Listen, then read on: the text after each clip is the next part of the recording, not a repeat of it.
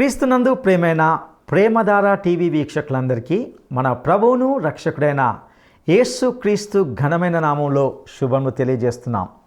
ఈనాటి మన ధ్యాన భాగంగా యెహోషువ గ్రంథము 19-20 అధ్యాయాలను ధ్యానించుకోబోతున్నాం. 18వ అధ్యాయంలో బెన్యామీను గోత్రంకు వచ్చిన భూముల వివరాలను గురించి చూసాం. అదేవిధంగా 19వ అధ్యాయంలో షిమియోను, జబూలూను, ఇశ్శాఖారు, ఆషేరు, నఫ్తాలి, దాను వంశములకు వచ్చిన భూములు, వారి స్వాస్థ్యములను గురించి వింటాం.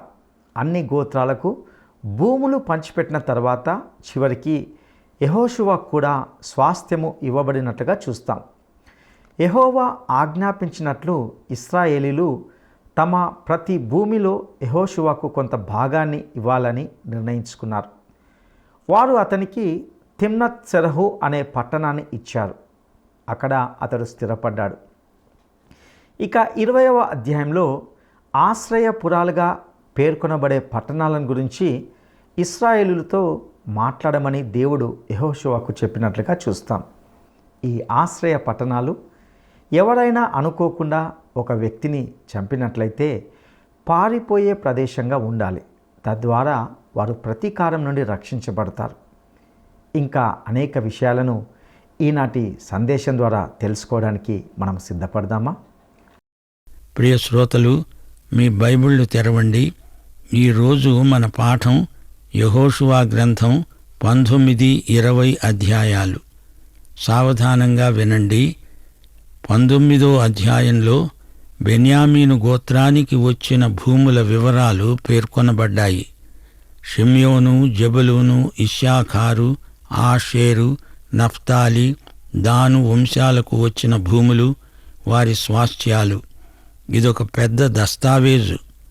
వారికి కొన్ని పట్టణాలు వచ్చాయి. సరిహద్దులను బట్టి ఆ దేశమంతటినీ స్వాస్థ్యములుగా పంచిపెట్టాడు యెహోషువ. 19వ అధ్యాయం 49వ వచనం నుండి ఈ పంపిణీ కార్యక్రమం ముగిసింది. అప్పుడు ఇశ్రాయేలీయులు నూను కుమారుడైన యెహోషువకు స్వాస్థ్యమిచ్చారు.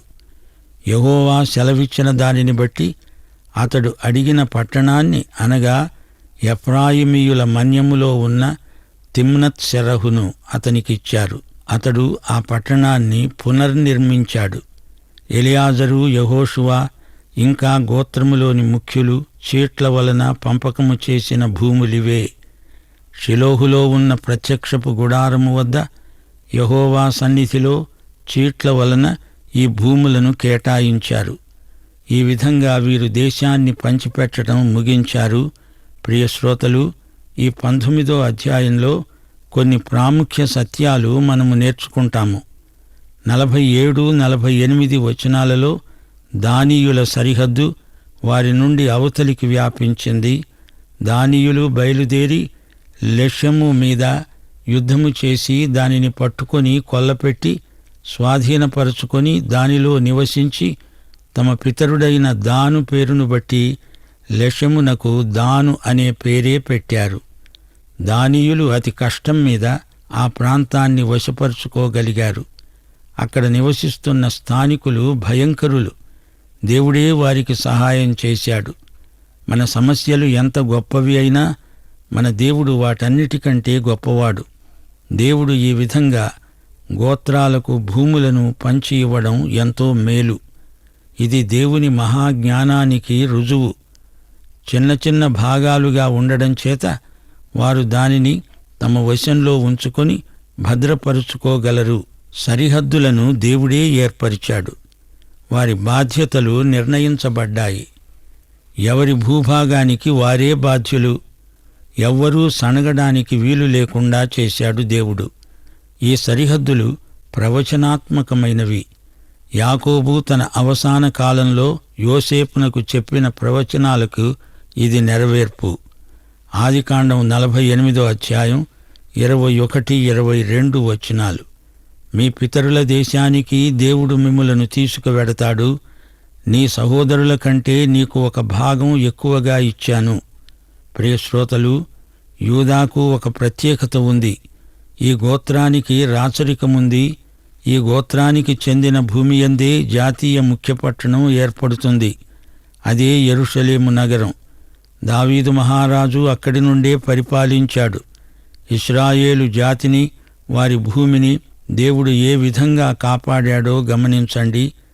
వాగ్దత్త భూమి కోసం ఇశ్రాయేలు ప్రజ కోసం వాగ్దత్త భూమి.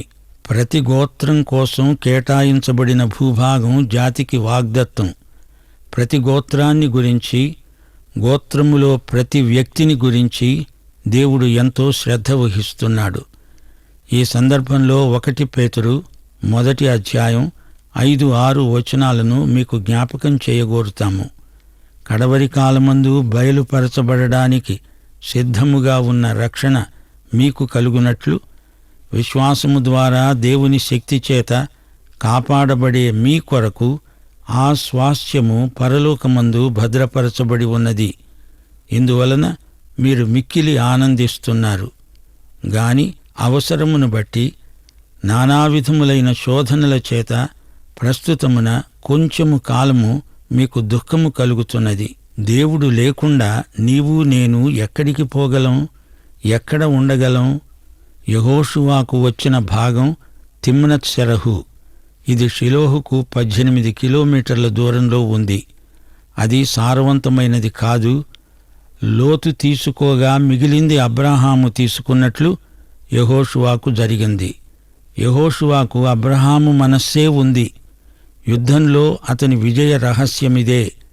దేవుని సేవకుడు అనే బిరుదు గొప్ప భాగ్యమని ఎంచాలి. అది బాధ్యతతో కూడిన ఉన్నత పదవి. దైవ సేవకుడు దేవుని సొత్తు.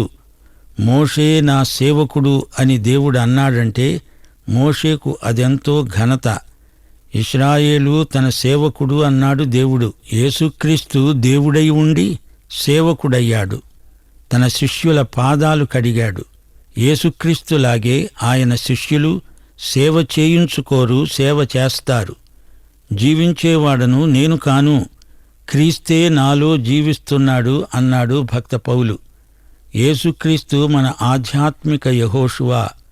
ఆయన వచ్చి మనలను పరలోకమనే వాగ్దత్త భూమిలోకి ప్రవేశపెడతాడు. ఆయన రాజులకు రాజై ప్రభువులకు ప్రభువుగా వస్తాడు. యేసు మరణ పునరుత్థానాలే మనల్ని యొర్దాను దాటించే అనుభవాలు. ప్రియ శ్రోతలారా, యేసు రెండో రాకడ ప్రభావం ఈ లోకమంతటి మీద పడి తీరుతుంది. ఆ శుభదినం కోసం దేవుని బిడ్డలు జాగ్రత్త పడాలి. సరే, ఇప్పుడు మనం యెహోషువ గ్రంథం 20వ అధ్యాయంలోకి వచ్చాము. ఈ అధ్యాయంలో 6 ఆశ్రయపురాలు పేర్కొనబడ్డాయి. ఈ 6 పురాలు కేవలం నిర్దోషుల ఆశ్రయ స్థలాలుగా ఉండడానికి ఉద్దేశించబడినవి. ప్రమాదవశాత్తు అధాటున ఏదో నేరారోపణ వల్ల ముద్దాయి తన నిర్దోషిత్వం రుజువయ్యే వరకు ఈ ఆశ్రయపురాలలో దేనిలోనైనా తలదాచుకోవచ్చు. సంఖ్యాకాండం 35వ అధ్యాయంలో కూడా ఈ ఆశ్రయపురాలు పేర్కొనబడ్డాయి. వాగ్దత్త భూమిలో ప్రవేశించిన తరువాత ప్రతి గోత్రానికి వాటా పంచిపెట్టబడింది. ఆశ్రయపురాలు మాత్రం ప్రత్యేకంగా ఉంచారు. తెలియకుండానే పొరపాటున ఒకణ్ణి చంపిన నరహంతకుడు పారిపోవడానికి నేను మోషే నోట మీతో పలికించిన ఆశ్రయపురాలను మీరు ఏర్పరచుకోవాలి. హత్య విషయమై ప్రతీకారం చేసేవాడు రాకుండా అవి మీకు ఆశ్రయపురాలవుతాయి. అక్కడికి వచ్చిన వానికి క్షేమము, భద్రత. కెదెషు, షెకెము, హెబ్రోను, బేసెరు, రామోతు, గోలాను ఇవి ఆశ్రయపురాలు. పొరపాటున ఎవడైనా దెబ్బ కొడితే అది తగలరాని చోట తగిలి ఆ వ్యక్తి చనిపోతే ప్రతీకారం జరగకుండా చేయబడిన ఏర్పాటిది. ఈ పురాలు నిర్దోషులకు ఆశ్రయం కల్పిస్తాయి. 2 వ్యక్తులు అడవికి వెళ్లారు. చెట్లు నరుకుతున్నారు. గొడ్డలి కర్ర ఊడి రెండో వానికి అది తగిలింది. ఆ చచ్చిన వాని సోదరుడు ప్రతీకారం తీర్చుకోవాలని చూచాడు. అప్పుడు ఇతడేం చెయ్యాలి? తప్పించుకొని ఆశ్రయపురాన్ని చేరి తన నేరం విచారణ పూర్తి అయ్యే వరకు అక్కడే ఉండిపోవాలి. అది అతని ప్రాణానికి క్షేమం. సోదరీ సోదరులారా, వింటున్నారా? ఆశ్రయం అనే భావన మనకెన్నో సత్యాలను బయలుపరుస్తుంది. యేసుక్రీస్తు మన కోసం చంపబడ్డాడు. ఆయనే మనకు ఆశ్రయదుర్గం. ఆయన యందు మనకు దాక్కునే చోటు దొరికింది. ఆయన యందే మనకు నిరీక్షణ లంగరు. క్రీస్తునందున్న వారికి ఏ శిక్షావిధి లేదు. దేవుని తీర్పు మన మీది నుండి తొలగిపోయింది. యేసుక్రీస్తును చంపిన హంతకులెవరు? లోకమంతా కలిసి ఏకీభవించి జీవాధిపతిని హత్య చేసింది. దేవుని కుమారుని హత్యకు కారకులెవరు? యూదులు మాత్రమే కాదు, లోకములోని మానవులందరూ యేసు మరణానికి బాధ్యత వహించాలి. అయితే క్రీస్తు మనందరి కోసం విమోచన క్రయమయ్యాడు.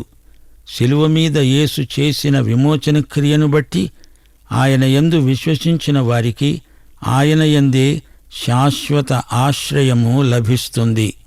మరో మాట, యేసుక్రీస్తు చనిపోయింది యూదుల శిలువ మీద కాదు, అది రోమీయుల శిలువ. అయితే యూదులు రోమీయులు ఏకీభవించబట్టే యేసు శిలువ వేయబడడం జరిగింది. లోకములోని జాతులన్నీ, మనుష్యులందరూ యేసును శిలువ వేసినందుకు సంజాయిషీ చెప్పుకోవాలి. మనమంతా యేసు శిలువ వేతకు కారకులమే. యెహోవా నా కాపరి, నాకు లేమి కలుగదు, నాకు లేమి కలుగదు. యెహోవా నా కాపరి, నాకు లేమి కలుగదు, నాకు లేమి కలుగదు.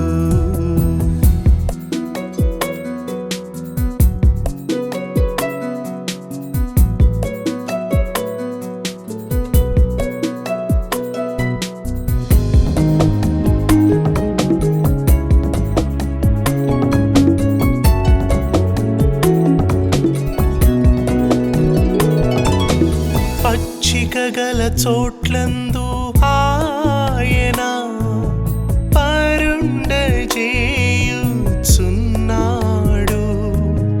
పచ్చిక గల చోట్లందు ఆయన పరుండజేయుచున్నాడు, పరుండజేయుచున్నాడు, పరుండజేయుచున్నాడు.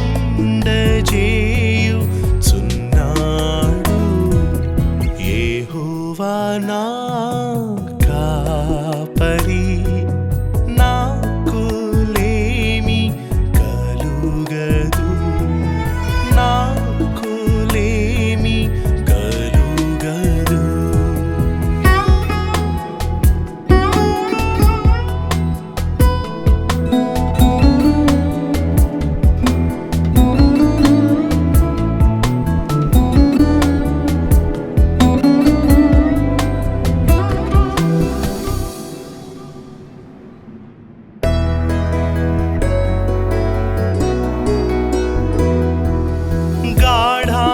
గాఢాంధకారపు లోయలో నేను సంచరించినను,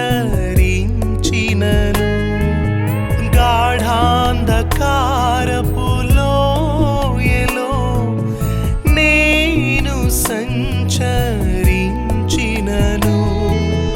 నేను సంచరించినను, నేను సంచరించినను. యెహోవా నా కాపరి, నాకు లేమి కలుగదు,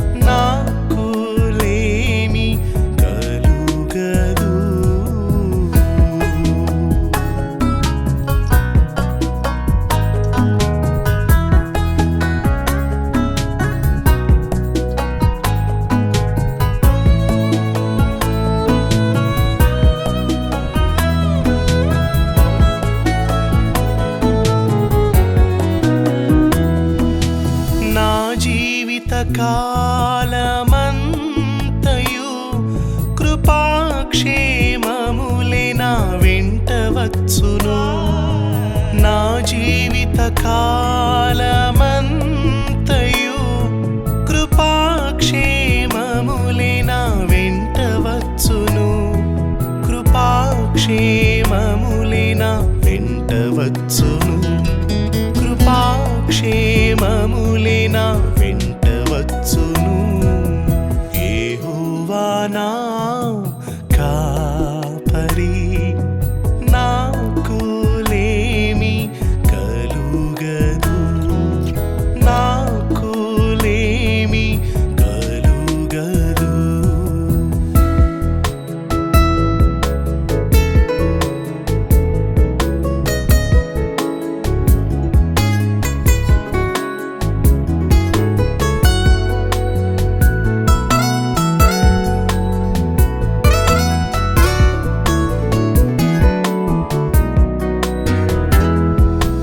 దేవుని మహిమా మందిరమునందు చిరకాలమంతయు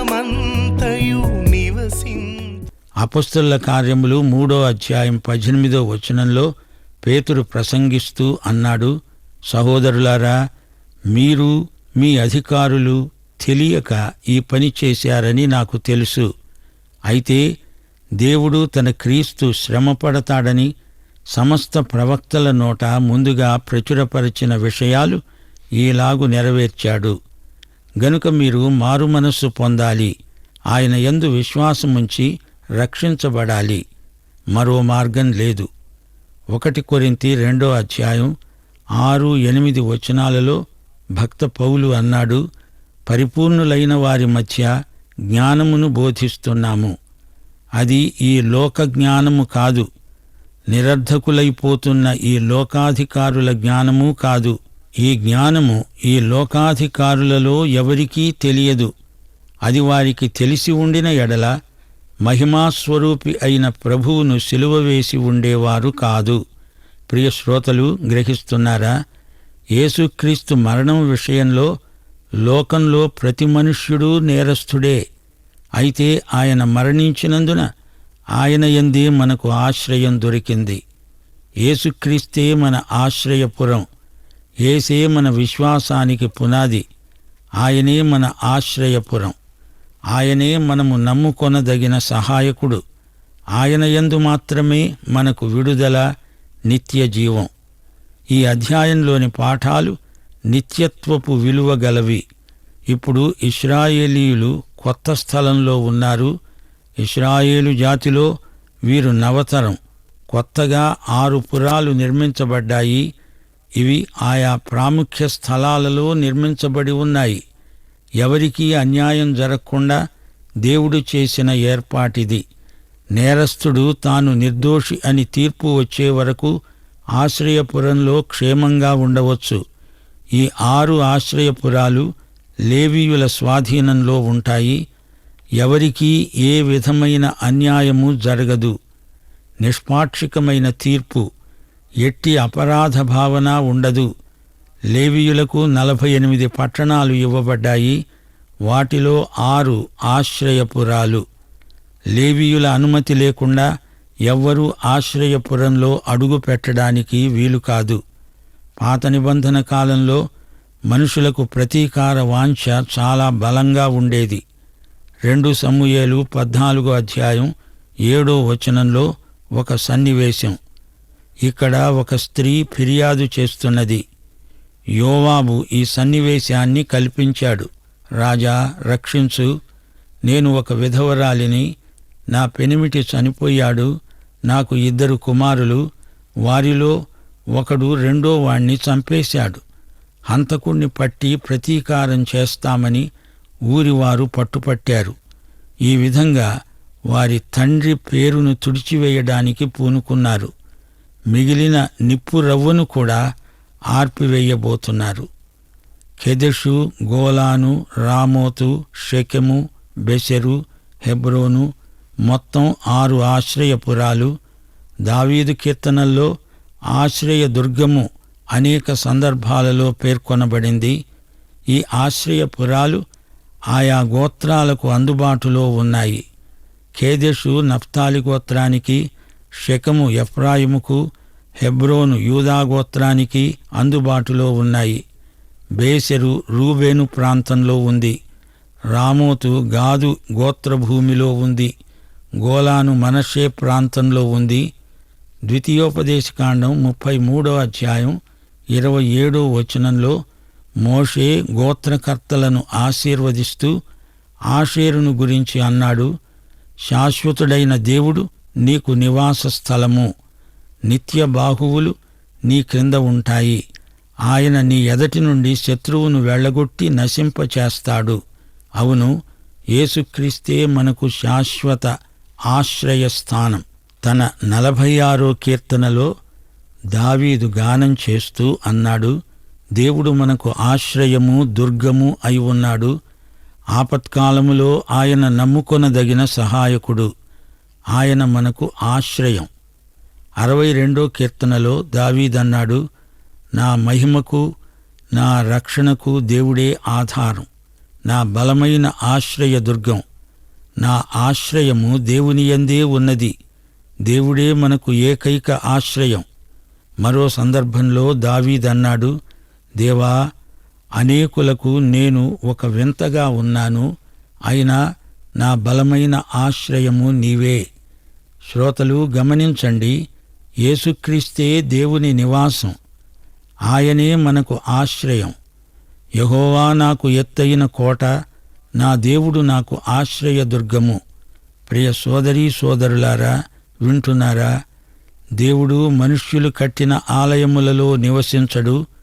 పాత నిబంధనలో సాక్ష్యపు గుడారం, సన్నిధి మందసం ఇవన్నీ దేవుని ఉనికికి ప్రతీకలు మాత్రమే. యేసుక్రీస్తు బాప్తిస్మం తీసుకున్న సందర్భంలో పరలోకము నుండి దేవుడిచ్చిన సాక్ష్యం, ఇడుగో నా ప్రియకుమారుడు, ఈయన యందు నేను ఆనందిస్తున్నాను. యోహాను సువార్త 2వ అధ్యాయంలో యేసు అక్కడే నిలిచి ఉన్న యూదులతో మాట్లాడుతూ అన్నాడు, ఈ దేవాలయమును పడగొట్టండి, 3 దినములలో దీన్ని లేపుతాను. అనగా యేసు అనే దేవాలయాన్ని వారు పడగొట్టారు. ఆయనను సిలువ వేశారు, హత్య చేశారు. అయితే 3వ రోజున ఆయన మృత్యుంజయుడై లేచాడు, ఆరోహణమై వెళ్ళాడు. అనగా దేవుని ఆలయం పరలోకానికి ఎత్తబడింది. అయితే పెంతెకొస్తు నాడు పరిశుద్ధాత్మ దిగివచ్చాడు, విశ్వాసులలో నివసించసాగాడు. అప్పటి నుండి విశ్వాసి తానే పరిశుద్ధాత్మకు, యేసుక్రీస్తుకు ఆలయమవుతున్నాడు.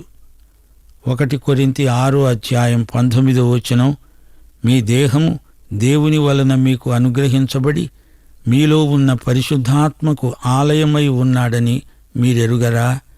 మీరు మీ సొత్తు కారు, విలువ పెట్టి కొనబడిన వారు గనుక మీ దేహముతో దేవుణ్ణి మహిమపరచండి. 2 కొరింథీ 13వ అధ్యాయం 5వ వచనంలో పౌలు గొప్ప సత్యాన్ని ప్రతిపాదిస్తున్నాడు. మీరు విశ్వాసము గలవారై ఉన్నారో లేదో మిమ్మును మీరే శోధించుకొని చూడండి, మిమ్మును మీరే పరీక్షించుకోండి. మీరు భ్రష్టులు కాని ఎడల యేసుక్రీస్తు మీలో ఉన్నాడని మిమ్మును గురించి మీరే ఎరుగరా? అనగా ఎవరైతే యేసుక్రీస్తు తమలోనే ఉన్నాడని మరిచిపోతారో వారు భ్రష్టులు. క్రీస్తునందు విశ్వాసి నూతన సృష్టి. శరణాగతులమైన మనకు బలమైన ధైర్యము కలిగించే మాటలివి. యేసుక్రీస్తు మనకు ఆశ్రయం, కోట, కొండ. 1 కొరింథీ 15వ అధ్యాయం 50వ వచనంతో ఈ పాఠం ముగిస్తున్నాము. నా ప్రియ సహోదరులారా, మీ ప్రయాసము ప్రభువునందు వ్యర్థము కాదని ఎరిగి స్థిరులు, కదలని వారు, ప్రభువు కార్యాభివృద్ధి యందు ఎప్పటికీ ఆసక్తులై ఉండండి. ప్రియశ్రోత, నీవు యేసు ప్రభువును నీ స్వకీయ రక్షకుడుగా, ప్రభువుగా ఎరుగుదువా? పాఠం ఇంతటితో సమాప్తం. యేసుక్రీస్తు వారి కృప, దేవుని ప్రేమ, పరిశుద్ధాత్మ అన్యోన్య సహవాసము మనకు సదాకాలము తోడై ఉండునుగాక. ఆమేన్. యెహోషువకు వచ్చిన భాగము పేరేమిటి? యెహోషువకు వచ్చిన భాగము పేరేమిటి? 1 హెబ్రోను, 2 గిలాదు, 3 తిమ్నత్ సెరహు. ఈ ప్రశ్నకు సరైన జవాబును ఈ వాట్సాప్ నంబర్కు పంపండి. మా వాట్సాప్ నంబర్ 9399952570. ప్రియులారా, ఇంతవరకు మనము ఈ సందేశంలో నుండి భూముల వివరాలను గురించి, అదేవిధంగా ఆయా వంశంలకు వచ్చిన భూములు, వారి స్వాస్థ్యములను గురించి విన్నాం. అన్ని గోత్రాలకు భూములు పంచిపెట్టిన తర్వాత చివరికి యెహోషువకు కూడా స్వాస్థ్యము ఇవ్వబడినట్లుగా గమనించాం. ప్రతి గోత్రంను గూర్చి, గోత్రంలోని ప్రతి వ్యక్తిని గూర్చి దేవుడు ఎంతో శ్రద్ధ వహిస్తున్నాడు. యేసుక్రీస్తు మన ఆధ్యాత్మిక యెహోషువగా ఉన్నాడు. ఆయన వచ్చి మనలను పరలోకము అనే వాగ్దత్త భూమిలోనికి ప్రవేశపెడతాడు. యేసుక్రీస్తు మరణ పునరుత్థానాలే మనలను యోర్దాను దాటించే అనుభవాలుగా ఉంటున్నాయి. అదేవిధంగా ఆశ్రయపురాలుగా పేర్కొనబడే పట్టణాలను గురించి, అందులోని ఆత్మీయ సత్యాలను గురించి మనం తెలుసుకున్నాం. ఈ ఆశ్రయ పట్టణాలు ఎవరైనా అనుకోకుండా ఒక వ్యక్తిని చంపినట్లయితే పారిపోయే ప్రదేశంగా ఉండాలి. తద్వారా వారు ప్రతీకారం నుండి రక్షించబడతారు. ఆశ్రయపురాలు అనేవి అక్కడికి వచ్చిన వారికి క్షేమమని, భద్రత అని తెలుసుకున్నాం. ఆశ్రయము అనే భావన మనకు ఎన్నో సత్యాలను బయలుపరుస్తుంది. మన కొరకు చనిపోయిన యేసుక్రీస్తు మనకు ఆశ్రయదుర్గం. ఆయనే మన దాగుచోటు, మన నిరీక్షణ లంగరు. ప్రియ సహోదరుడా, సహోదరి, క్రీస్తు యేసునందున్న వారికి ఏ శిక్ష విధి లేదు. దేవుని తీర్పు మన మీద నుండి తొలగిపోయింది. క్రీస్తు మనందరి కోసం విమోచన క్రయం అయ్యాడు. ఆయన యందు విశ్వసించిన వారికి ఆయన యందే శాశ్వత ఆశ్రయం లభిస్తుంది. యేసుక్రీస్తు మరణం విషయంలో ప్రతి మనుషుడు నేరస్తుడే. అయితే ఆయన మరణించినందున ఆయన యందే మనకు ఆశ్రయం దొరికింది. యేసుక్రీస్తే మన ఆశ్రయపురం. ఆయనే మన విశ్వాసానికి పునాది. ఆయన యందు మాత్రమే మనకు విడుదల, నిత్య జీవం. యేసుక్రీస్తే మనకు శాశ్వత ఆశ్రయ స్థానం. ఆయన యొద్దకు వచ్చే ప్రతి వ్యక్తికి ఈ ఆశీర్వాదాలు అందుబాటులో ఉంటాయి. అట్టి కృప దేవుడు మీకు దయచేయునుగాక. దైవాశీస్సులు.